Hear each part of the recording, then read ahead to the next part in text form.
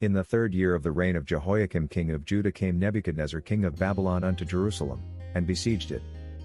And the Lord gave Jehoiakim king of Judah into his hand, with part of the vessels of the house of God, which he carried into the land of Shinar to the house of his God, and he brought the vessels into the treasure house of his God.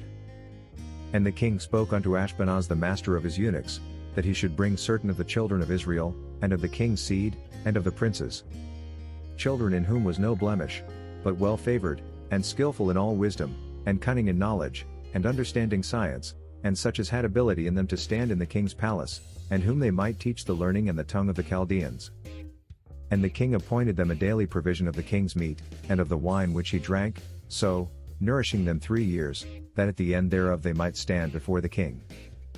Now among these were of the children of Judah, Daniel, Hananiah, Mishael, and Azariah, unto whom the prince of the eunuchs gave names, for he gave unto Daniel the name of Belteshazzar, and to Hananiah, of Shadrach, and to Mishael, of Meshach, and to Azariah, of Abednego.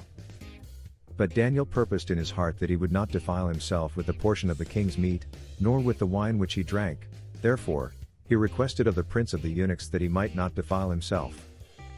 Now God had brought Daniel into favour and tender love with the prince of the eunuchs. And the prince of the eunuchs said unto Daniel, I fear my lord the king, who hath appointed your meat and your drink, for why should he see your faces worse liking than the children which are of your sort? Then shall ye make me endanger my head to the king. Then said Daniel to Melzar, whom the prince of the eunuchs had set over Daniel, Hananiah, Mishael, and Azariah, prove thy servants, I beseech thee, 10 days, and let them give us pulse to eat, and water to drink. Then let our countenances be looked upon before thee, and the countenance of the children that eat of the portion of the king's meat, and as thou seest, deal with thy servants. So, he consented to them in this matter, and proved them 10 days. And at the end of 10 days their countenances appeared fairer and fatter in flesh than all the children which did eat the portion of the king's meat. Thus, Melzar took away the portion of their meat, and the wine that they should drink, and gave them pulse. As for these 4 children, God gave them knowledge and skill in all learning and wisdom, and Daniel had understanding in all visions and dreams.